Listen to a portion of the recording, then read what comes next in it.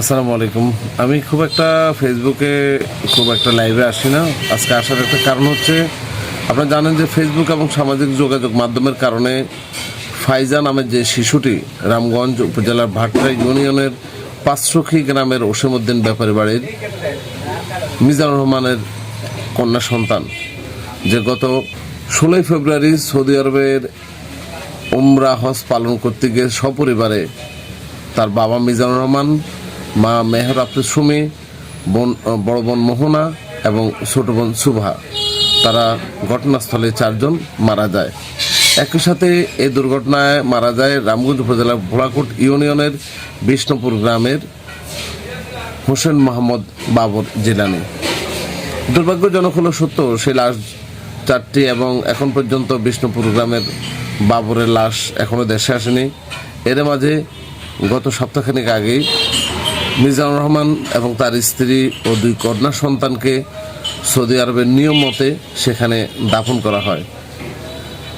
ফাইজাকে গত 22 ফেব্রুয়ারি ফাইজা বাংলাদেশে চলে আসে।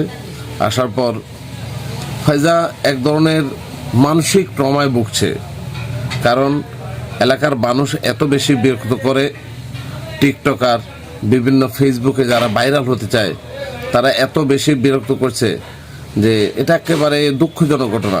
আজকে আমরা বেশ কয়েকজন ফাইজাকে দেখতে যাই। ফাইজার জন্য ঈদে নতুন জামা, চিনি, সেমাই সহ আমরা চেষ্টা করেছি, আমাদের কয়েকজন ভাই সহ আমাদের এক ভাই টুটুল ভাই, ওনার মারফতে আমরা কিছু জিনিসপত্র নিয়ে যাই ফাইজার জন্য। কিন্তু দুর্ভাগ্য, ফাইজা আমাদেরকে দেখার সাথে সাথে কান্না জোড়ে দেয়, আমাদের সাথে কোনো কথা বলবে না, আমাদের সাথে দেখা করবে না। এটা এক ধরনের মানসিক তার কথা। তার সাথে আমি বহু চেষ্টা করেছি, তার সাথে জোরাজোরি করেছি তাকে একটু কোলে নেওয়ার জন্য, তার জন্য যে জামাটা নিয়েছি সেই জামাটা তাকে ফরিয়ে দেওয়ার জন্য, কিন্তু দুর্ভাগ্যজনক হলো সত্য, আমি পারিনি।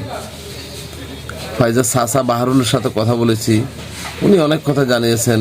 ফাইজার দাদির সাথে কথা বলেছি, ওনারও অনেক কথা জানিয়েছেন, অনেক দুঃখ কষ্ট অনেক কিছু জানিয়েছেন। আমরা অনুরোধ করব, যারা এই ফাইজাকে দেখতে গিয়ে, আপনারা জানেন যে ফাইজার পুরো পরিবারের সবাই, মা বাবা 2 বোনকে ফাইজা হারিয়েছে।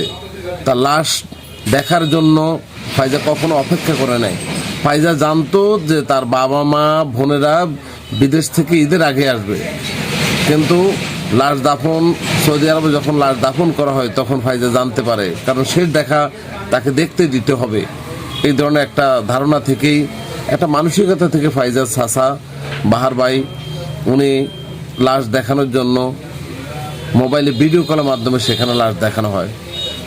ফাইজা তখন থেকে জানতে পারে। মেয়েটা কিছুটা স্থির হতে চায়, কারণ ছোট্ট মানুষ, মাত্র 9 থেকে 10 বছর বয়স ফাইজার বয়স।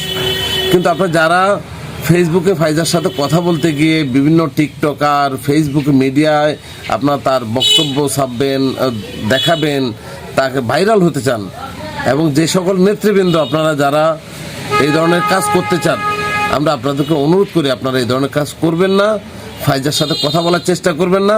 যদি পারেন, ফাইজার চাচা রয়েছেন তাদের সাথে কথা বলে তাকে যদি কোনো ধরনের সহযোগিতা করতে চান যেতে পারেন, কিন্তু ফাইজার সাথে কথা বলবেন, ফাইজাকে বিরক্ত করবেন, ফাইজাকে বারবার বিরক্ত করে তার বাবা মা ভাই বোনরা যারা মারা গেছেন তাদের কথা স্মরণ করে দিবেন। দয়া করে এই কাজ আর করবেন না, অনুরোধ করি।